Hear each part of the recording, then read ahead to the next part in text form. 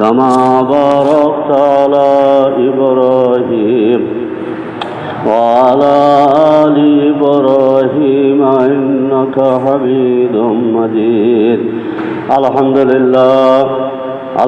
لله نحمده ونستعينه ونستغفره ونعوذ بالله من شرور أنفسنا ومن سيئات أعمالنا. من يهده الله فلا مضل له ومن يضلله فلا هادي له. ونشهد أن لا إله إلا الله وحده لا شريك له. ونشهد أن سيدنا وسندنا ومولانا محمد الذي أرسله بالحق بشيرا ونذيرا وداعيا إلى الله بإذنه وسراجا منيرا. সবাই আমার সঙ্গে পড়ুন, বালাগাল উলা বিকামালিহি কাশাফাত দুজা বিজামালিহি হাসনাত জামিউ খিসালিহি সাল্লু আলাইহি ওয়া আলিহি। ও নবী ও মে রহমত লকব পানে ওয়ালা मुरादे माँ गरीबों की बरलाने वाला बलवल उला बिकमालिही कशफत दुजा बिजमालिही हसनात जमीउ खिसालिही सल्लु अलैहि व आलिही। ये दुनिया कुछ नहीं है वही आखिर ठिकाना, कोई आगे रवाना है कोई पीछे रवाना। बलगल उला बिकमालिही कशफत दुजा बिजमालिही हसनात जमीउ खिसालिही सल्लु अलैहि व आलिहि। अम्मा बादु फअऊज़ु बिल्लाहि मिनश शैतानिर रजीम। बिस्मिल्लाहिर रहमानिर रहीम। قال الله تعالى في كلامه المجيد وفرقانه الحميد. قلنا يا نار كوني بردا وسلاما على إبراهيم. وقال تعالى في كلامه المجيد قال يا بني إني أرى في المنام إني أذبحك فانظر ماذا ترى. قال يا أبت افعل ما تؤمر ستجدني إن شاء الله من الصابرين. وقال أصحاب رسول الله صلى الله عليه وسلم ما هذه الأضاحي يا رسول الله؟ قال سنة أبيكم إبراهيم عليه السلام أو كما قال عليه الصلاة والسلام. الحمد لله সমস্ত প্রশংসাই মহান রব্বুল আলামিনের জন্য, যেই মহান রব্বুল আলামিন আমাদেরকে জিলহজ মাসের প্রথম শুক্রবার বিভিন্ন ঝামেলা থেকে মুক্ত করে আল্লাহর হুকুম পালন করার উদ্দেশ্য নিয়ে শুক্রবারের জুমার নামাজ আদায় করার উদ্দেশ্য নিয়ে আল্লাহর ঘরে আসার তৌফিক দান করলেন। সেই মহান রব্বুল আলামিনের শুকরিয়া আদায় করে আমরা সবাই করি আলহামদুলিল্লাহ। আল্লাহ রাব্বুল আলামিনের শুকরিয়া আদায় করে আমরা শেষ করতে পারবো না। আল্লাহর বান্দারা যখন জুমার নামাজ আদায় করার নিয়ত করে গোসল করে, এই গোসল করে বাড়ি থেকে মসজিদের দিকে যখন রওনা দেয়, প্রতি ধাপে ধাপে আল্লাহ রাব্বুল আলামিন 20 বৎসর ইবাদতের সব তার আমলনামায় দান করেন। আল্লাহ রাব্বুল আলামিন ওই বান্দা আসার পরে যখন ওই বান্দা জুমার নামাজ আদায় করে, আল্লাহ রাব্বুল আলামিন খুশি হয়ে 200 বছর ইবাদত করার সব আল্লাহ তার আমলনামায় দান করেন। হযরত মাইসারা রাদিয়াল্লাহু তাআলা আনহু সিরিয়ায় এক কবরস্থানের উপর দিয়ে যাচ্ছেন, যাতেই উনি কবরে সালাম দিলেন, আসসালামু আলাইকা ইয়া আহলাল কবর ইয়াগফিরুল্লাহু লানা ওয়া লাকুম ওয়া আনতুম সালাতুনা। এই সালাম দেওয়ার পরে উনি দাঁড়াচ্ছে, তো কবরের থেকে একটা আওয়াজ আসে, হে আল্লাহর বান্দা, হে নবীর সাহাবা, তোমরা তো দুনিয়া থেকে প্রতি মাসে 4 বার করে হজ করো, আল্লাহ পাক তোমাদের হায়াত দারাজ করেছে, তোমরা প্রতি মাসে 4 বার করে হজ করো, আমরা ওই হজের সবের থেকে বঞ্চিত হয়ে গেছি। উনি আশ্চর্য হয়ে গেলেন যে আমরা তো এত হজ করি না, মাসে মাসে যে হজ করা তা তো মাসে 4 বার করে হজ, এত আমরা কোনোদিন করি না। উনি বলেছে, ভাই কেমন করে 4 বার হজ করলাম, আমার তো বুঝে এলো না। তা বলেছে যে আল্লাহ রাব্বুল আলামিন প্রতি জুমায় একটা করে কবুলিয়াত হজের সব আল্লাহ পাক দান করেন। এমনি ভাবে মাসে 4টা জুমা যায়, 4 শুক্রবারে 4টা কবুলিয়াত হজের সব আল্লাহ পাক আপনাদের আমলনামায় আল্লাহ দেন। আমাদের যদি আল্লাহ ক্ষমতা দিত, মৃত্যুর পরে আমাদেরকে যদি আল্লাহ ক্ষমতা দিত, আমরা মসজিদের দরজায় দাঁড়ায় দাঁড়ায় এই সব আমরা ভিক্ষা চাইতাম তোমাদের। আল্লাহ রাব্বুল আলামিন বলেছে যে, আল্লাহ নবী বলেছেন সবচেয়ে বড় নিয়ামত কি? সবচেয়ে বড় নিয়ামত হায়াত। হায়াত নাই সব বন্ধ, নাকি বলেন? হায়াত শেষ হয়ে গেলে সব বন্ধ, দুনিয়া থেকে নেক কামাই করার আর কোনো সুযোগ থাকবে না। তো এই জন্য আল্লাহ রাব্বুল আলামিন আমাদেরকে ধাপে ধাপে নেক অর্জন করার সুযোগ দান করেছেন। সারা দিনের কাজ হলো 5 ওয়াক্ত নামাজ, এই নামাজের দ্বারা নেক অর্জন করা। এরপরে মাসে মাসে আমাদের জন্য আল্লাহ রাব্বুল আলামিন কতগুলো শুভ দিন রেখেছেন। এমনি ভাবে এই যে জিলহজ মাসে আল্লাহ রাব্বুল আলামিন হযরত আদম আলাইহিস সালামকে মাফ করে দিয়েছিলেন। আদম আলাইহিস সালাম 350 বছর কান্দার পরে ওই যে বেহেশত থেকে যখন দুনিয়াতে দিল, যাওয়ার পরে 350 বছর কান্নার পরে আল্লাহ রাব্বুল আলামিন জিলহজের প্রথম দিনে আল্লাহ মাফ করে দিয়েছেন। তো এই দিনে যদি কেউ রোজা রাখে, রাত্রি জাগরণ করে, আল্লাহ রাব্বুল আলামিন আমাদের আদি পিতা হযরত আদম আলাইহিস সালামের নেক আমল যত করেছে দুনিয়া থেকে, এর সমপরিমাণ নেক আল্লাহ তার আমলনামায় দান। আমরা তো আসলে নেকি অর্জনের দিকে আমরা একেবারে অবহেলা। এই নেক আমলগুলা কেন আল্লাহ রাব্বুল আলামিন দিয়েছে? আল্লাহ রাব্বুল আলামিন এত দয়ার মায়া তার বান্দা বান্দির উপরে, যেহেতু আল্লাহ পাক সৃষ্টি করেছেন, আল্লাহর সৃষ্টি জীবের মাখলুকের মায়ার দয়া আল্লাহ রাব্বুল আলামিনের কাছেই সেটা রয়ে গেছে। আমার আপনার একটা ছেলে সন্তান যদি আল্লাহ দুনিয়া দিছে, আমার আপনার মাধ্যমে এর প্রতি দয়ার মায়া কত, নাকি বলেন? এত দয়া মায়া, আমার ছেলেকে অন্য একজন এসে একটা থাপ্পড় দিক, এটা কিন্তু সহ্য করছে না। আমরা সহ্য করি নাকি? এটা কেউ কিন্তু এটা মানে নিতে পারে। আল্লাহ রাব্বুল আলামিন আমাদেরকে সৃষ্টি করেছেন, এই যে 18,000 মাখলুকাত সৃষ্টি করেছেন, এই মাখলুকের মায়া দয়াতে একমাত্র আল্লাহ রাব্বুল আলামিনের সাথে। এদেরকে বাঁচানো, এদেরকে মারা, এদের সুখ শান্তি, এদের সুস্থতা, সবকিছু এগুলার দায় দায়িত্ব আমাদের একমাত্র আল্লাহর হাতে, এটা জিম্মাদারি রয়েছে। আল্লাহ রাব্বুল আলামিন জুমার নামাজ যেদিন কথা লম্বা তো করা যায় না, আল্লাহ রাব্বুল আলামিন আমাদেরকে এই জিলহজ মাসে কোরবানি করে পশু জবাই করে সব অর্জন করার মতো সুযোগ আল্লাহ পাক দান করেছেন। আসলে এই যে আমরা ইতিহাস শুনেছি যে ইব্রাহিম আলাইহিস সালাম ইসমাইল আলাইহিস সালামকে কুরবানি নিয়ে গেছিলেন মিনা বাজার, নাকি বলেন?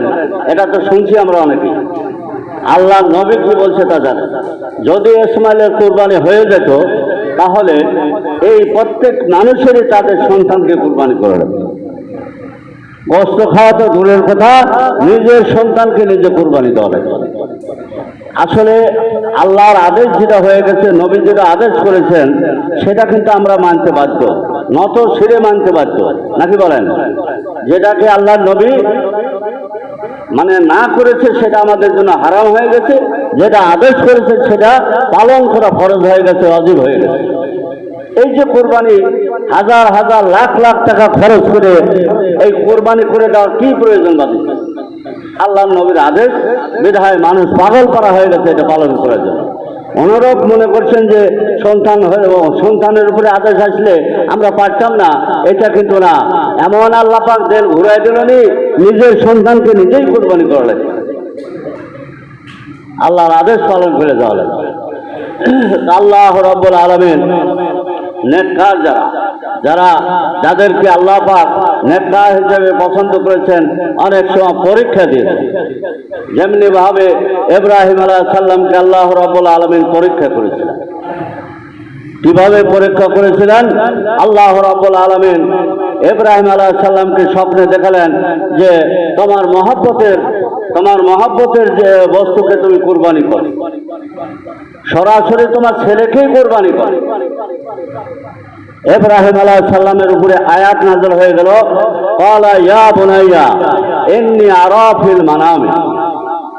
ইব্রাহিম আলাইহিস সালাম ছেলেকে ডাক দিয়ে বলেছে, ইসমাইল আলাইহিস সালামকে ডাক দিয়ে বলেছে, হে আমার ছেলে, হে আমার পুত্র, আল্লাহ রাব্বুল আলামিন আমাকে স্বপ্নে দেখালো আমি তোমাকে জবাই করে দেব। কথাটা কেমন হলো দেখছেন?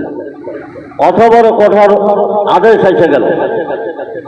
ইব্রাহিম আলাইহিস সালাম ছেলে বলেছে যে হে আমার ছেলে, আল্লাহ পাক আমাকে স্বপ্নে দেখাইছে তোমাকে জবাই করে দেব।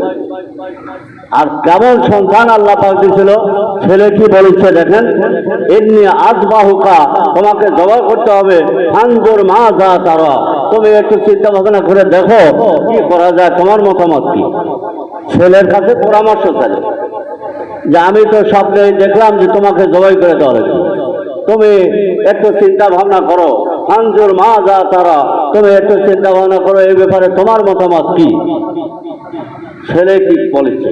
ছেলে বলেছে যে ক্বালা ইয়া আবাতি ইফআল মা তু'মার, হে আমার আব্বা, আপনি আপনার কাজ পরিপূর্ণ করে দেন, সাতাজিদুনি ইনশাআল্লাহু মিনাস সাবিরিন, আপনি আমাকে ধৈর্য ধারণকারীর মধ্যে একজন পাবেন, আমাকে সবরকারী হিসাবে পাবেন। আপনার কাজ আপনি করেন, আল্লাহ পাক যদি আদেশ দিয়ে থাকে আমাকে জয় করার জন্য, আমাকে আল্লাহর রাস্তায় দিয়ে দেন। ইব্রাহিম আলাইহিস সালাম ছেলের যখন মতামত পেলো, দুই বাপ বেটা পরামর্শ করে যখন একমত হয়ে গেল, হওয়ার পরে এবার ছেলে নিয়ে যায় হাজরার কাছে বলেছে, হাজরা, তোমার সন্তানকে তুমি ভালো কাপড় চোপড় পরায়া, গোসল করায়া, ভালো কাপড় চোপড় পরায়া, আতর গোলাপ লাগায়া সাজায় দাও, আমি একটা অনুষ্ঠানে নিয়ে যাব। তো মায়ে খুব খুশি যে বাপের সাথে যাবি, একেবারে ভালো গোসল করে ভালো কাপড় চোপড় পরিধান করে দিয়ে দিচ্ছে। এবার শয়তানের অবস্থা কিটা জানেন? শয়তান পাগল করা হয়ে গেছে। হাদিসের মধ্যে আসছে যে এই শয়তান এই দিনে যে এমন মানে পেরেশান হয়ে গেছিল, ওই খালি দৌড়াদৌড়ি ছুটাছুটি করেছে। দৌড়া চলে আসছে ইব্রাহিম আলাইহিস সালামের কাছে, যে ইব্রাহিম, এটা একটা কথা হলো, নিজের সন্তানের নিজে কোনোদিন জবাই করে, এটা কথা হলো? ইব্রাহিম আলাইহিস সালাম বলেছে, এই শয়তান, আল্লাহর আদেশ, আল্লাহ পাক আদেশ করেছে আল্লাহ পাক যদি আমার সন্তান আরো 100টা দিত, ওই 100টাকেই আমি কুরবানি করে দিতাম। শয়তান এবার ফেল মেরে দেখলো নবী তো, এনার সাথে পারা যাবে না, তখন ওখানে মারছে এক দৌড় হাজরার কাছে। হাজরার কাছে যা করছে, হাজরা তুমি এরকম বসে থেকে খুব আনন্দ করেছ, তোমার সন্তানের যে এরকম ভাবে জবাই করে করার জন্য নিয়ে গেল এই মিনা বাজারের দিকে তোমার সন্তানের, আর তুমি এরকম ভাবে মানে এখানে বসে থেকেছ, আনন্দ করেছ। বলছে যে এটা কি একটা কথা হলো, তুমি মিথ্যা কথা কিন্তু করে রাখছো এখানে। তুমি কি নিজের সন্তানকে নিজে বাপ হয় কোরবানি জবাই করতে পারে, এটা কোন দেশের কথা হলো? যাও তুমি যাও, তোমার কথা আমি মানে না। করছে যে তুমি বিশ্বাস করলে না, ওই যে ছুরি দিছে ব্যাগের মধ্যে, তারপরে রশি দিছে, এগুলা কি লেরাই করছে, তা করেছে। করছে তার সন্তানকে জবাই করবে, তুমি নিশ্চিত বসে আছো। তখন করছে যে এটা যদি আল্লাহর হুকুম হয়ে থাকে আমার সন্তানকে জবাই করার জন্য, আল্লাহ পাক আরো সন্তান যদি আমাকে দেয়, সব সন্তান আল্লাহ রাস্তা আমি দিয়ে দেবো। শয়তান চিন্তা করতে সর্বনাশ, নবীর সাথে এর ইমান আরো বেশি শক্ত, এটি তো আর হয় না। আবার মারছে দৌড়া যায় ইসমাইলের পিছনে লাগিয়ে করছে যে ইসমাইল তুমি তো খুব আনন্দ করেছ, খেলাধুলা করেছ, তুমি এখানে ধুলাবালু লিয়া তোমার আব্বা যে তোমাকে জবাই করার জন্য এখানে নিয়ে আসছে তাকে তুমি জানো? এই দেখো রশি নিয়ে আসছে, ছড়া নিয়ে আসছে। ইসমাইল আলাইহিস সালাম করছে যে তো শয়তান, এই শয়তান ঘুর থেকে আসছে, একটা পাথর তুলে মারছে ঢাল। হাদিসের মধ্যে আসছে শয়তানের এক চোখে লাগা চোখখানা হয়, শয়তান হয়েছে ভেঙে দিতে দৌড়। সর্বনাশিত আরো শক্ত। ইসমাইল আলাইহিস সালাম বলেছে যে আল্লাহ পাক যদি চায় যে আমাকে জবাই করে দেওয়া লাগবে, আমি কুরবানি আল্লাহ হচ্ছে, আমাকে আল্লাহ যদি চায় আমি কুরবানি হয়ে যাব, শয়তানের এখানে কি? আল্লাহ রাব্বুল আলামিন আখিরি জামানা নবীদের উম্মতের উপরে এই যে কঙ্কর মারা হাজী সাহেব করে, এই যে কঙ্কর মারা, এটা ইসমাইল আলাইহিস সালামের স্মরণীয় জন্য যেন এটা কিয়ামত পর্যন্ত এটা স্মরণ থাকে।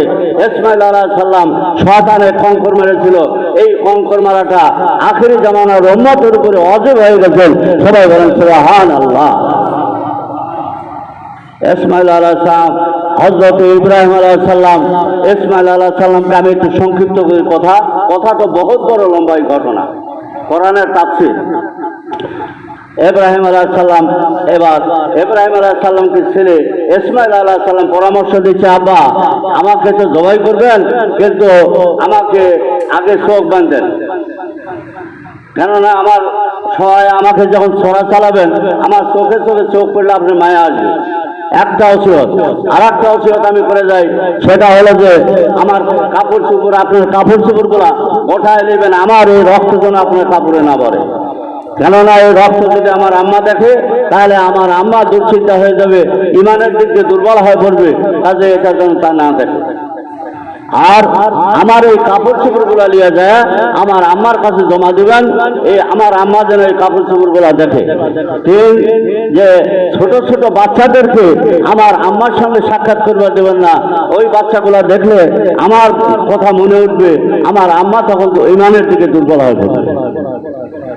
ওসিয়ত করার পরে ইব্রাহিম আলাইহিস সালাম এবার ছেলে চোখ বাঁধলো, বাঁধার পরে বলেছে আমাকে উপর করে শোয়াবেন, উপর করে শোয়া আমার ঘাড়ের উপরে ছড়া চালাবে। ইব্রাহিম আলাইহিস সালাম বেটার কথা মতো তাই করলে, এবার উপর করে শোয়া ছড়া বার করে এবার মানে ঘাড়ের উপরে ছড়া চালান শুরু করে দিচ্ছে। যখন কাটিচ্ছে না, এবার ইব্রাহিম আলাইহিস সালাম রাগ করে ছড়া চেঙ্গা দিয়ে এক পাথরের উপর মেরে দিচ্ছে। পাথরের উপর মারার সাথে সাথে পাথর ভাঙ্গে দুটো হয়ে গেছে, দুটো হয়ে গেছে। হওয়ার পরে ইব্রাহিম আলাইহিস সালাম বলছে, এই পাথর, এই ছড়া, তুমি পাথর কাটা দুটো করতে পারো আর গোস্ত কাটতে পারো না, তুমি কেমন ছড়া হলা, তোমাকে আবার আমি দেখি। ইব্রাহিম আলাইহিস সালাম এবার আবার ছড়া লিয়া বলেছে, এই ছড়া তুমি কেন গোস্ত কাটতে পারছ না? আল্লাহ রাব্বুল আলামিনের তরফ থেকে ছড়ার জবান আল্লাহ পাক খুলে দিয়েছে। ছড়া বলেছে যে হে আল্লাহর নবী, হে আল্লাহর খলিল, আপনি আমাকে তো ওই ইসমাইলকে জবাই করার জন্য বলেছেন। আল্লাহ রাব্বুল আলামিন সেকেন্ডের মধ্যে বলেছে লা তাকতাইক, লা তাকতাইক, সাবহুনা লা তাকতাইক, ৭০ বার করে বলেছে আমার ইসমাইলের যেন একটা পশম পর্যন্ত না। ইতিমধ্যে হযরত জিবরাইল আলাইহিস সালাম আসছে। জিবরাইল আলাইহিস সালাম এসে দেখে যে ইব্রাহিম আলাইহিস সালাম তার ছেলেকে এরকম কুরবানি মানে জবাই করে দিচ্ছে। দেখা ইব্রাহিম আলাইহিস সালাম জিবরাইল আলাইহিস সালাম মানে আশ্চর্য হয়ে গেছে, আশ্চর্য হয়ে বলেছে যে আল্লাহু আকবার আল্লাহু আকবার করে উঠছে। ইসমাইল ইব্রাহিম আলাইহিস সালাম জিবরাইল আলাইহিস সালামের তাকবীর শুনে বলেছে যে লা ইলাহা ইল্লাল্লাহ। এই ইব্রাহিম আলাইহিস সালাম বলছে লা ইলাহা ইল্লাল্লাহ। ইসমাইল আলাইহিস সালাম শুয়ে থেকে এবার ওই তাকবীর শুনে বলেছে যে আল্লাহু আকবার আল্লাহু আকবার আলিল্লাহিল হামদ। তিনজন তিন রকম এখানে তাকবীর পড়ার কারণে আল্লাহ রাব্বুল আলামিন আমাদের উপরে এই তাকবীর ওয়াজিব করে দিয়েছেন। 9 তারিখে ফজরের থেকে নিয়ে আমাদের তাকবীর পড়া লাগবে 13 তারিখ পর্যন্ত। আল্লাহ রাব্বুল আলামিন আমাদের সবাইকে যেন এই তাকবীরের আমল পালন করে তৌফিক দান করেন। সবাই বলেন আমিন। তাকবীর আমাদের উপরে ওয়াজিব হয়েছে আপনার রবিবার ফজরের থেকে নিয়ে 13 তারিখ পর্যন্ত, আসরের 13 তারিখের আসর পর্যন্ত আমাদের এই তাকবীর প্রত্যেকটা বালের পুরুষ এবং নারীর উপরে পড়া ওয়াজিব, একবার করে পড়া ওয়াজিব। আমরা এটা খেয়াল রাখবো। অনেকেই তো 5 ওয়াক্ত নামাজে আসে না, ওই কথাগুলো তারা জানতেও পারবে না। ঈদের দিনে অনেক আমল আছে, ঈদের দিনে অনেক আমল মানে ফজরের সময় 10টা আমল আছে।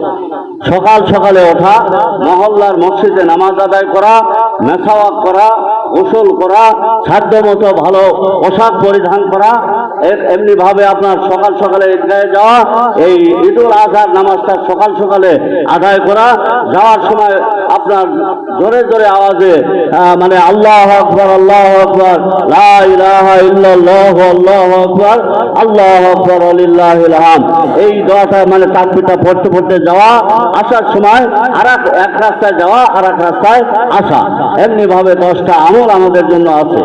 আর এই ঈদে কোনো কিছু না খেয়ে কোরবানি করে ওই কোরবানির গোশত দিয়া আপনার প্রথমে খাওয়া, এইটা সুন্নাত করেছেন আল্লাহ। এই আমলগুলো ইনশাআল্লাহ আমরা করব। আর আমরা যে কুরবানি করতে যাচ্ছি, এই যে 7 ভাগে কুরবানি, এই 7 ভাগে কুরবানির 7টা ভাগই প্রত্যেকের নিয়াত যেন সহি শুদ্ধ হয়, প্রত্যেকের নিয়াত যেন সহি থাকে যে আমি একমাত্র আল্লাহকে রাজি খুশি করার জন্য আমি কুরবানি করার নিয়াত করেছি, কুরবানি দিচ্ছি। গোশত খাওয়ার নিয়াত, কুরবানি দিয়া এই পাওয়াটা আমাকে দাও, ওই কলজার একটু ভাগ আমাকে একটু দাও, এই চর্বি একটু বেশি করে দিও, ইত্যাদি ইত্যাদি, এগুলা কিছুই বলা যাবে না, সকলে কুরবানি নষ্ট হয়ে যাবে। এই জন্য নিয়াত আল্লাহকে রাজি খুশি করার জন্য আমরা নিয়াত করব। আল্লাহ রাব্বুল আলামিন কি বলেছেন? লা ইয়ানালুল্লাহু লুহুমুহা ওয়ালা দিমাউহা ওয়ালাকিন ইয়ানালুহু তাকওয়া। আল্লাহ রাব্বুল আলামিন বলেন যে এই কুরবানির দাতারা, এই কুরবানি যারা করেছ তাদের, তোমাদের কুরবানির মাংস আমি রব্বুল আলামিন আমার কাছে আসবে না, কুরবানির জানোয়ারের রক্ত আমার কাছে আসবে না, কুরবানির জানোয়ারের মানে লোম পর্যন্ত আমার কাছে আসবে না, আমার কাছে একমাত্র আসবে মানে তাকওয়া, তোমাদের অন্তরের ভয় একমাত্র আসবে আমার কাছে। লা ইয়ানালুল্লাহু লুহুমুহা ওয়ালা দিমাউহা ওয়ালাকিন ইয়ানালুহু তাকওয়া। তোমাদের তাকওয়া একমাত্র আমি দেখব, আমাকে কেমন রাজি খুশি করার জন্য বা আমার ভয় তোমাদের অন্তরে কতটুকু ছিল, এইটাই আমি তোমাদের হাসরের ময়দানে দেব। তাহলে আমাদের একমাত্র আল্লাহর ভয় অন্তরে নিয়া, আল্লাহকে রাজি খুশির উদ্দেশ্য নিয়া আমরা কুরবানি করব। আল্লাহ রাব্বুল আলামিন আমাদের এই কুরবানির জন্য কবুল করেন, সবাই বলেন আমিন। কোরবানির জানোয়ার কোরবানি করে যে আমরা ভাগ করি, এই ভাগ তো আমাদের জানাই আছে, 3 ভাগে ভাগ করব। 1 ভাগ সমাজে দিয়ে দেব, সমাজের গরিব গুরুদেরকে দেওয়ার জন্য, আর 2 ভাগ আমরা নিজেরা নিয়ে আসবো, 1 ভাগ আত্মীয় স্বজনকে দিয়ে দেব, আর 1 ভাগ নিজে খাওয়ার জন্য রেখে দেব। এই 3 ভাগে বিভক্ত হবে। মাসলা যদি কারো কোনোটা জানার প্রয়োজন থাকে জিজ্ঞাসা করবেন।